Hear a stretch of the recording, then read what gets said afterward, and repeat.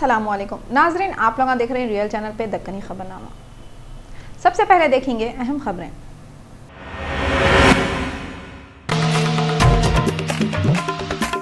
YSR Congress party वाले 2014 के इलेक्शनों में हारे सो वजह मालूम करने जगनमोहन रेड्डी गुंटूर को गए। महाराष्ट्र के जिले पुणे में फुल बारिश की तरफ से मिट्टी के तोड़े गिरने से 3 आदमी मर गए और 150 से ज्यादा आदमी गायब है। पहले की कांग्रेस हुकूमत के फॉरेन मिनिस्टर घर का भेदी का काम करे। कॉमनवेल्थ के गेमों के 7वें दिन इंडिया वाले 5 चांदी के और 1 पीतल का मेडल जीते। और इंडिया के टॉप सिंगर मोहम्मद रफी की बरसी पे पेश है एक रिपोर्ट।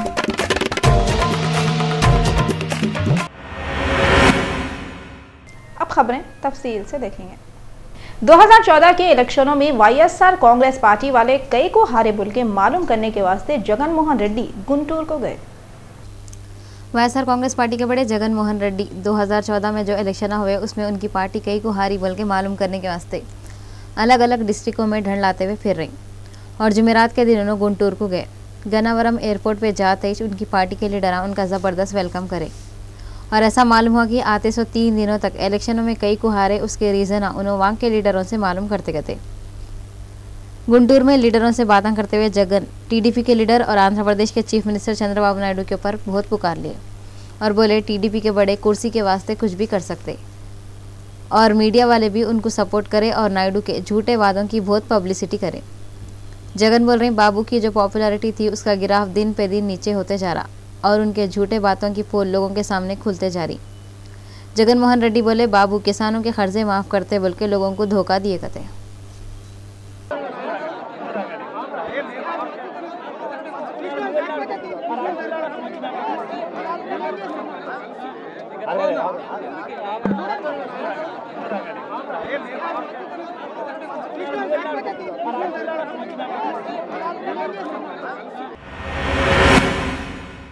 महाराष्ट्र के जिले पुणे में धुआंधार बारिश के बाद मिट्टी के तोड़े गिरने से एक गांव का सफायाश हो गया और 30 आदमी मर गए, 150 से ज्यादा गायब है कते और 160 से भी ज्यादा लोगों को मिट्टी के मलबे में से निकालने का काम चल रहा थे। एनआरडीएफ के 400 आदमियों का स्टाफ लाशों और फंसे हुए लोगों को निकालने में लगे हुआ है, मगर उन लोगों को कीचड़ और चट्टान के मलबे और ख़राब मौसम की वजह से परेशानी हो रही। 14 जख्मियों को मलबे से बाहर निकालने के बाद करीब के दवाखाने में भिजा दिए जहाँ पे उन लोगों का इलाज चल रहा। 44 घरों के 160 से ज़्यादा लोग तोड़े गिरने से फंसे हुए हैं। 30 जुलाई को सुबह में पहाड़ का एक बड़ा हिस्सा बारिश की तरफ से गिर गया और पूरा गांव उसकी जद में आ गया।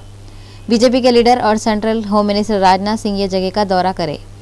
पीएम नरेंद्र मोदी ये हादसे में मरने वालों की मौत पे अफसोस का बहुत इजहार करे और राजनाथ सिंह से पुणे को जाके हालात का जायजा लियो बोले।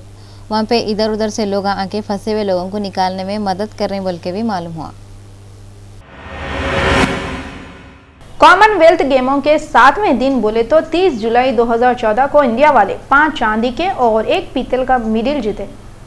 ग्लासगो में हो रहे कॉमनवेल्थ गेमों में इंडिया के प्लेयर 4 चांदी और 1 पीतल का मेडल जीते। बजरंग मर्दों के 61 किलोग्राम की कुश्ती में चांदी का और ललिता औरतों के 53 किलोग्राम कुश्ती में चांदी का मेडल जीते। साक्षी मलिक औरतों के 58 किलोग्राम कुश्ती में चांदी का और नवजोत कौर औरतों के 69 किलोग्राम कुश्ती में पीतल का मेडल जीते। सदर जमहूरिया प्रणब मुखर्जी मेडल जीतने वाले पूरे खिलाड़ियों को मुबारकबादी दी। एक पुरानी कहावत है, घर का भेदी लंका ढाए। कुछ ऐसा ही काम पहले के फॉरेन मिनिस्टर नटवर सिंह कर रहे हैं। पहले के पीएम डॉक्टर मनमोहन सिंह जुमेरात के दिन फॉरेन मिनिस्टर नटवर सिंह की किताब के बारे में बातें करते हुए बोले कि पीएम के ऑफिस से सोनिया गांधी के ऑफिस तक कौन से भी फाइलां नहीं जाते थे। नटवर सिंह उनकी किताब में इसके बारे में लिख के राज पे से पर्दा हटा दिए। किसी ज़माने में कांग्रेस के हमराज थे सो नटवर सिंह अपनी किताब में अब कांग्रेस के भांडे फोड़े, जिस पे खिसियानी भी लिख खंबा नोची बोले जैसा सोनिया गांधी भी अपनी किताब में सच्चाई लिखते बोल के बोले। और मनमोहन सिंह को जब कुछ भी समझ में नहीं आया तो इन्हों मीडिया वालों कुछ हाथ पे ले लिए और बोले राज के बातों को अपने फ़ायदे के वास्ते इस्तेमाल करना अच्छी बात नहीं है गते। आप लोगों को हम ये बताना चाह रहे हैं कि साल 2005 में नटवर सिंह पे करप्शन का इल्ज़ाम लगाए थे और इस वास्ते उन्होंने पार्टी से रिज़ाइन कर दिए थे। जीएचएमसी के कमिश्नर सोमेश कुमार बोले, शहर के 8 मशहूर रोडों पे कचरा फेंकने वालों को जबरदस्त जुर्माना और जेल हो सकती है। जीएचएमसी के कमिश्नर सोमेश कुमार बोल रहे हैं, रोडों पे कचरा फेंकने वालों को बहुत महंगा पड़ने वाला है। कई को बोले तो कचरा फेंकते हुए अगर पकड़े गए तो ऐसी सूरत में जेल को जाना पड़ सकता। इन्होंने बोल रहे हैं, कचरा फेंकने वालों के खिलाफ बहुत जल्दी हुकूमत ऐलान करने वाली है और शहर को कचरे से पाक करने के कानून पे 1 अगस्त से अमल शुरू होगा। शहर के 8 रोडों में, जिसमें जुबली हिल्स के रोडा भी है, कचरा फेंकने वालों की जिम्मेदारी है कि वो लोग रोड पे कचरा नहीं फेंकना। इन्होंने बोले, अगर कोई बंडी या पान की दुकान के पास कचरा पड़े हुआ नजर आए तो पान के डब्बे के मालिक और बंडी वालों के खिलाफ कार्रवाई होती। सोमेश कुमार बोल रहे हैं, यह कानून बनने के बाद अगर कोई भी आदमी ये 8 रोडों पे कचरा फेंका तो उसके खिलाफ पहली बार 500 रुपये और दूसरी बार 1000 रुपये और तीसरी बार 3000 रुपये, चौथी बार 5000 रुपये का जुर्माना होगा। 5वीं बार इन्हें फिर से अगर कचरा फेंका तो 10,000 रुपये का जुर्माना भरना पड़ेगा कहते। इसके अलावा दुकान का लाइसेंस भी कैंसिल कर देंगे। इन्हों बोले, पैकेट में आते 100 वालों को 10,000 रुपये जुर्माना और 3 महीने की जेल भी हो सकती। Been encroached by people. So there is a Kirloskar report which gives all the how the nala should be, what should be the length and width and all that is done. Now we need to really implement it. This will help the city not get into water stagnation. If 200 millimeter of rain is there, we can with some effort and political will make the city waterproof. The second one is that we need to improve the quality of roads. What we have been doing is, the road is weak, the base is weak, and we keep on adding more.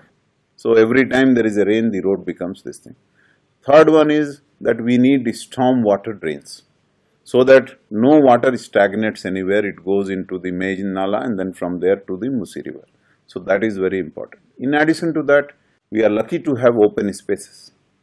We need to improve them, make them green. All the buildings which have any small bit of space should be greened. So that is another one. And finally, the city has expanded, but our ability, the professional ability to handle all that garbage is still not full. So we need to work on it. So if we can work on sanitation, if we can work on the roads, and if we can work on the drains little more, I think the city will be a much better and healthier place. President of India Pranab Mukherjee 1 और 2 अगस्त को मगरिबी बंगाल और तेलंगाना का दौरा करते करते। सदर जमहूरिया प्रणब मुखर्जी 1 अगस्त को मालदा के नारायणपुर में हैसो Ghani Khan Choudhury institute of engineering and technology का इनॉग्रेशन करने वाले हैं और उस दिन ही उन्हें कोलकाता में national institute of research on jute and allied fibre technology की तरफ से होने वाले international conference of natural fibres का इनॉग्रेशन करते करते और 2 अगस्त को इंडियन चैम्बर्स ऑफ कॉमर्स की सालाना जनरल मीटिंग में भी तकरीर करने वाले हैं और फिर उसके बाद उन्होंने तेलंगाना का दौरा करने वाले हैं बोल के भी मालूम हुआ। हाईकोर्ट वाले तेलंगाना की रियासती हुकूमत से बोले, सीमा आंध्रा से यहां पे आने वाले गाड़ियों से कोई ट्रांसपोर्ट टैक्स न को लियो। तेलंगाना हुकूमत की तरफ से जारी करे सो ऑर्डर के खिलाफ चैलेंज करते हुए तिरुमला किप्स एसोसिएशन की दरख्वास्त पे अपने फैसले में हाईकोर्ट वाले बोले, तेलंगाना और आंध्र प्रदेश के बीच में चलने वाले गाड़ियों से आते 100 साल मार्च तक कोई भी टैक्स नहीं वसूल करना। गवर्नर 1 जून को सरकारी ऑर्डर नंबर 43 जारी करे थे, जिसमें लिखे हुआ था दोनों रियासतों में से किसी भी एक जगह पर टैक्स दिए तो काफ़ी है, मगर गवर्नर के ऑर्डर के खिलाफ तेलंगाना की हुकूमत ये ऑर्डर में चेंजेस लाते हुए और एक ऑर्डर नंबर 586 जारी करी और पड़ोस की रियासत आंध्र प्रदेश से आने वाले गाड़ियों पर टैक्स वसूल करना शुरू कर दिए थे कहते। इराक के सदर मुकाम बगदाद में 30 जुलाई को 2 कार बम ब्लास्ट हुए, जिसमें 9 लोगों की मौत हो गई और 32 लोग जख्मी हो गए और ये धमाका पेट्रोल पंप पे हुआ करते। तेलंगाना के जिले करीमनगर में रोड एक्सीडेंट हुआ, 3 जने मर गए करते। पुलिस वाले बोले, हैदराबाद से करीमनगर को जा रही थी सो आरटीसी की बस, उसका ड्राइवर एक कार को टक्कर मार दिया और 3 जने जगह पेश मर गए और दूसरे 4 आदमियों को मारने लगे कहते।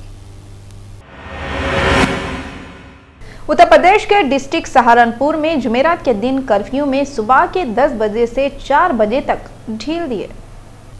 उत्तर प्रदेश का फसाद से मुतासिर हुआ सो डिस्ट्रिक्ट सहारनपुर के पूरे कर्फ्यू है सो एरियो से जुमेरात के दिन सुबह 10 बजे से 6 बजे तक कर्फ्यू हटा दिए। डिस्ट्रिक्ट के ऑफिसर संध्या तिवारी का बोलना है, गड़बड़ियां हुए थे सो एरियो में अब हालात बेहतर है और ये बेहतर हालात को देखते हुए इन लोगों सुबह के 10 बजे से शाम के 4 बजे तक कर्फ्यू में ढील दिए। इन्हों बोले चारशंबे को 2 मरहलों में 5-5 घंटों के वास्ते कर्फ्यू हटाए थे कते। कर्फ्यू में सुबह 8:30 बजे से लेके 1:30 बजे तक ये जो हमारा शहर है, जिसको हम लोग नया शहर जो सामान्य भाषा में कहते हैं, अदरवाइज हम इसको ले रहे हैं कि जो हम बेहट रोड से लेके और अम्बाला रोड तक, अगर हम पंचकुला की तरफ से रुड़की रोड की तरफ जा रहे हैं तो उसका जो हमारा लेफ्ट हैंड वाला साइड है उसमें हम सुबह 8:30 से 1:30 बजे तक, और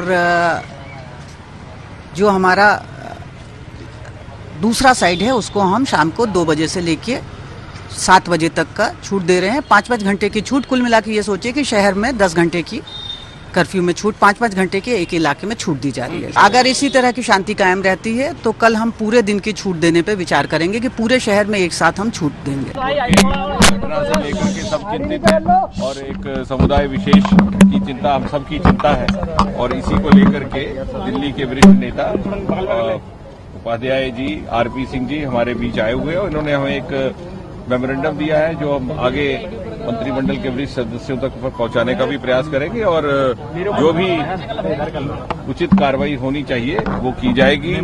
न्याय मिलना चाहिए। इनकी मांग है कि जुडिशियल इंक्वायरी होनी चाहिए, और ताकि किसी भी समुदाय को ये ना लगे कि उसके साथ किसी भी प्रकार का भेदभाव अथवा अन्याय हुआ है। मध्य प्रदेश के शहर उज्जैन में 31 जुलाई को सुबह में मजहबी मुकाम पे तोड़म फोड़ी होने के बाद 2 ग्रुपों में कशीदगी हो गई कहते। कांग्रेस के सदर सोनिया गांधी बोल रही, जब इनकी किताब लिखेंगे तो सही बात क्या है सामने आ जाती कहते। पहले के फॉरेन मिनिस्टर नटवर सिंह, जो पहले कभी गांधी खानदान के बहुत करीब थे, एक किताब when life is not enough biography में ये लिखे कि साल 2004 में सोनिया गांधी उनके बेटे राहुल गांधी एतराज़ करने से पीएम की कुर्सी पे नहीं बैठते बोल के बोले थे कहते। किताब में ये लिखे हुआ है, राहुल गांधी को ये डर था कि अगर उनकी अम्मा सोनिया गांधी पीएम की कुर्सी पे बैठेंगे तो उनके दादी इंदिरा गांधी और बाबा राजीव गांधी के जैसा उनका भी मर्डर हो जाएगा। ये किताब के बारे में सोनिया गांधी कुछ तो नहीं बोले, खाली इतना बोले कि उन्होंने जब किताब लिखेंगे तो सच्चाई सामने आ जाती कहते। पार्लियामेंट की कैंटीन में देर सो खराब खाने को खा के बीमार पड़ने वालों में जया बच्चन भी हैं।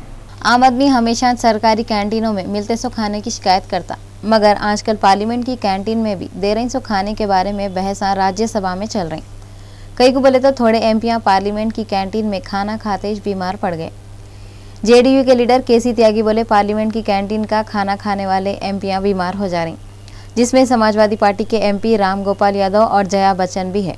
इन्हों मजाक में बोले खराब खाना खिला के एमपियों का मुंह बंद करने का ये तरीका बहुत अच्छा है। अपोजिशन के बेंचों के एमपियां बोले ये खाना गुजरात से आ रहा, जिसका फौरी जवाब देते हुए वेंकैया नायडू बोले थोड़े लोग ऐसे हैं जो हमेशा गुजरात के ख्वाब देखते रहते, भला मैं क्या कर सकता हूँ। बाद में वेंकैया नायडू बोले उन्होंने ये शिकायत नोट कर लिए गए और कैंटीन के स्टाफ को भी हिदायत दे दिए गए। एसीपी ऑफिस आसिफ नगर में 31 जुलाई को एसीपी आसिफ नगर पीस कमेटी की मीटिंग बुलाई। जुमेरात को शाम में 5 बजे एसीपी आसिफ नगर के ऑफिस में आसिफ नगर पीस कमेटी की एक मीटिंग हुई थी, जिसमें आसिफ नगर, हिमायू नगर, टप्पा चबूतरा, लंगर हाउस, गोलकुंडा 5 पुलिस स्टेशनों के इंस्पेक्टर थे। उनके साथ आसिफ नगर के पीस कमेटी के मेंबर भी थे। इन लोगों हालात के बारे में ये मीटिंग करे और हालात अच्छे और सुकून से रहना बोल के ये मीटिंग में मेंबर अपने अपने ख्याल जाहिर करे। ये मीटिंग में आसिफ नगर के एसीपी डी श्रीनिवास भी थे।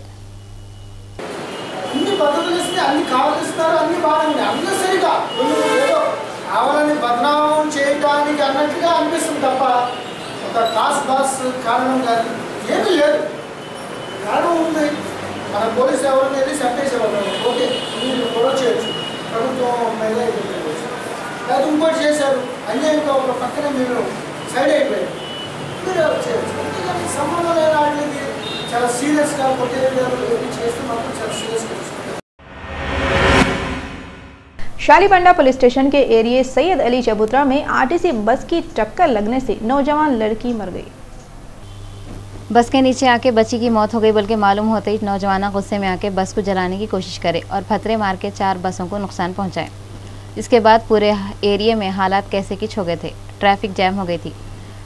क्या हुआ बोले तो रात में 11:30 बजे फलकनुमा की रहने वाली 18 साल की फातिमा रूही फरहत, जो डिग्री की स्टूडेंट है, अपने भाई के साथ गाड़ी पे जा रही थी। आरटीसी बस वाला टक्कर मार दिया और उसकी जगह पे मौत हो गई। पुलिस वाले एक्सीडेंट हुआ सो जगह पे आए। साउथ जोन के अलग अलग पुलिस स्टेशनों के ऑफिसर भी वहाँ पे आ गए थे। शालीबंडे के sub inspector Ramesh bus driver के खिलाफ दफ़ा 304A लगा के केस बुक करके छानबीन कर रही। ड्राइवर वहाँ से भाग गया था। पुलिस वाले ड्राइवर को ढूंढ रही।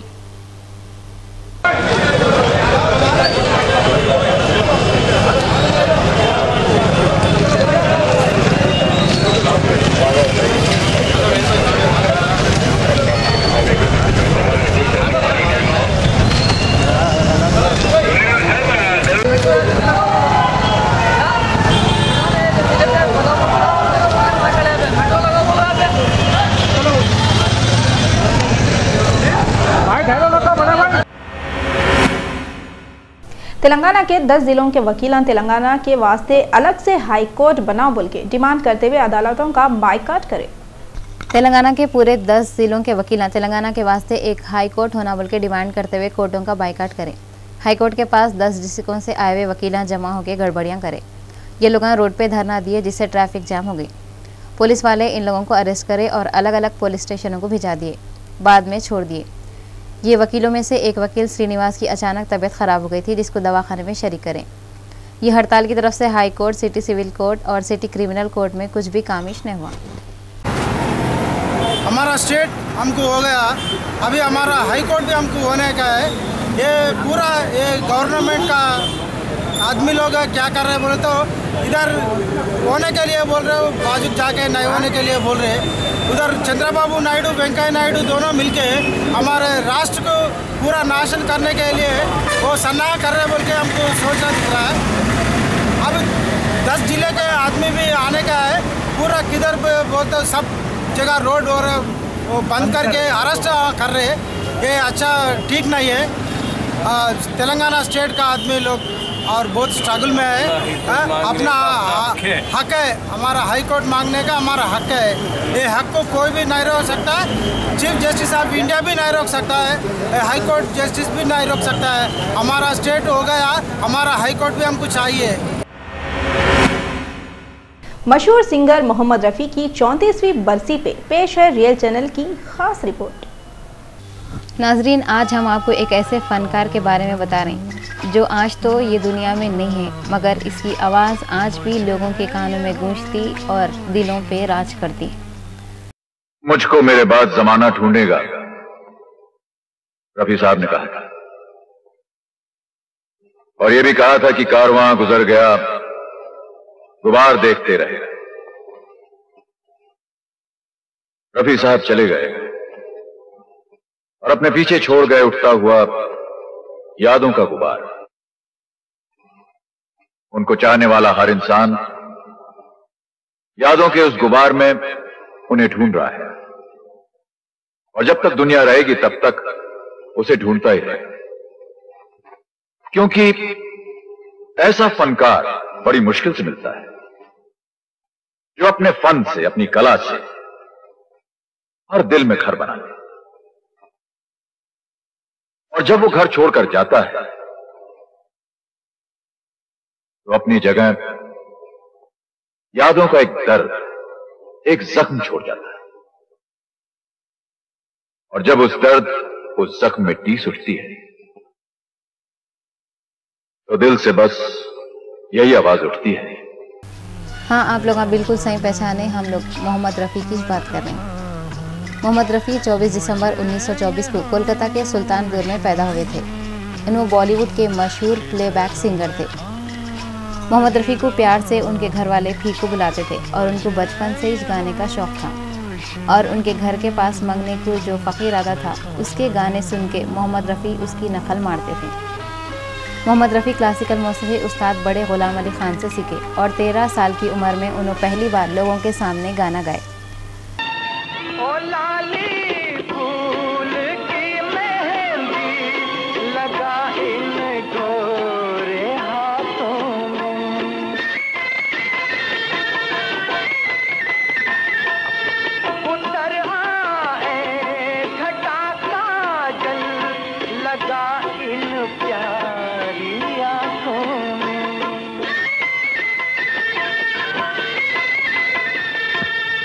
साल 1941 में मोहम्मद रफ़ी श्याम सुंदर की फिल्म गुल बलोच में जीनत बेगम के साथ गए थे और ये फिल्म साल 1944 में रिलीज़ हुई थी।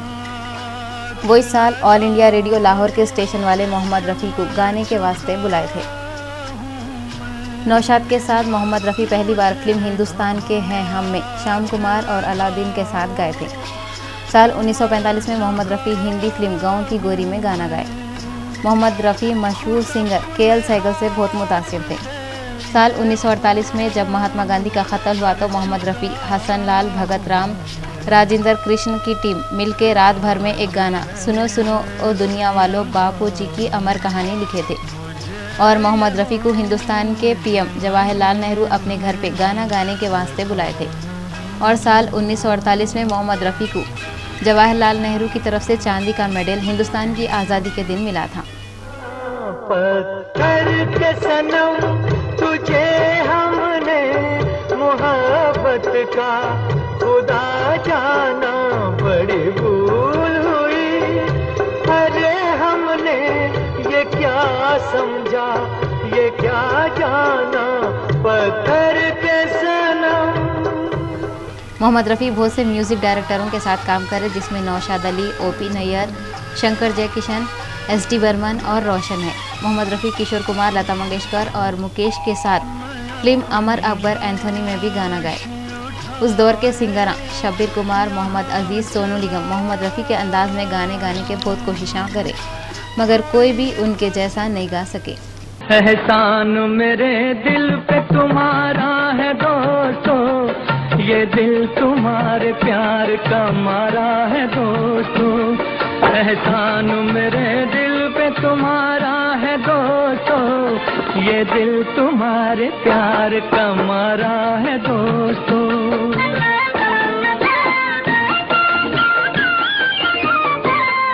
मोहम्मद रफ़ी की आवाज़ जितनी अच्छी थी उतना ही अच्छा उनका दिल भी था। उन्हें बहुत सीधे सादे और मोहब्बती इंसान थे। उनको पार्टियों में जाना आना भी पसंद नहीं था और उन्हें बहुत कम फिल्मी पार्टियों में गए थे। मोहम्मद रफ़ी को सिगरेट, शराब जैसे चीज़ें पसंद नहीं थे। उन्हें एक मजहबी आदमी थे। उनको कैरम, बैडमिंटन खेलना और पतंग फिलाना बहुत पसंद था। मोहम्मद रफ़ी को 4 बेटे और 3 बेटियाँ हैं। मोहम्मद रफ़ी को अच्छा गाने के वास्ते कितने की फिल्म फेयर अवार्ड, पद्मश्री और नेशनल फिल्म फेयर अवार्ड मिले। मोहम्मद रफ़ी की आवाज़ में ऐसा जादू है, पुराने लोगों के साथ साथ नई नस्ल भी उनकी आवाज़ की दीवानी है। मोहम्मद रफ़ी जो जो फिल्मों में गाने गाए उसकी लिस्ट तो बहुत लंबी है।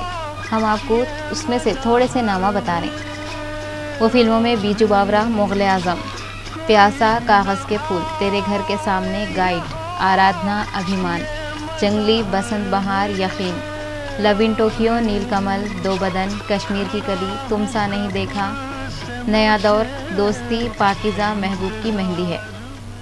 न फनकार तुझसा तेरे बाद आया,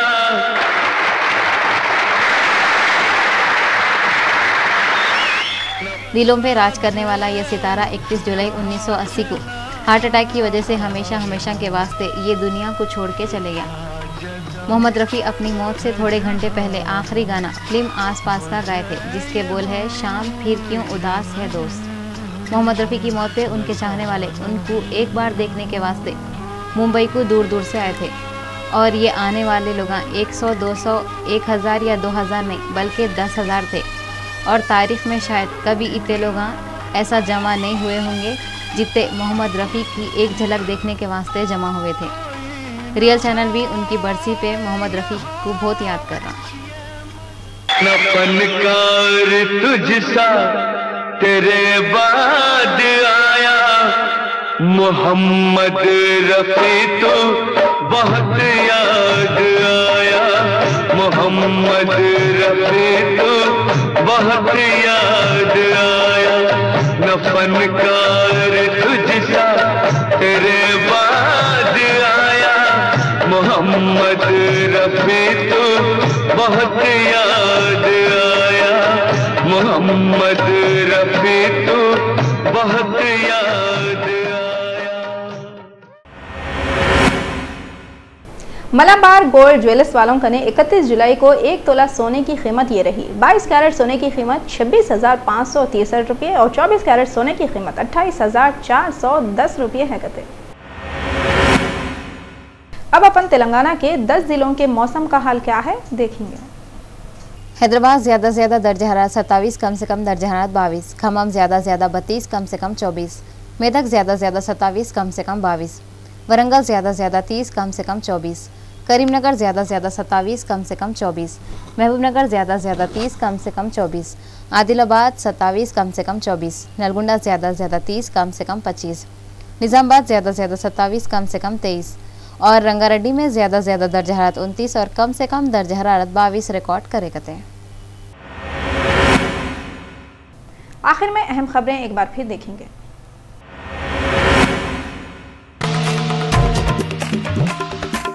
वाईएसआर कांग्रेस पार्टी वाले 2014 के इलेक्शनों में हारे सो वजह मालूम करने जगनमोहन रेड्डी गुंटूर को गए। महाराष्ट्र के जिले पुणे में फुल बारिश की तरफ से मिट्टी के तोड़े गिरने से 3 आदमी मर गए और 150 से ज्यादा आदमी गायब है। पहले की कांग्रेस हुकूमत के फॉरेन मिनिस्टर घर का भेदी का काम करे। कॉमनवेल्थ के गेमों के 7वें दिन इंडिया वाले 5 चांदी के और 1 पीतल का मेडल जीते और इंडिया के टॉप सिंगर मोहम्मद रफी की बरसी पे पेश है एक रिपोर्ट।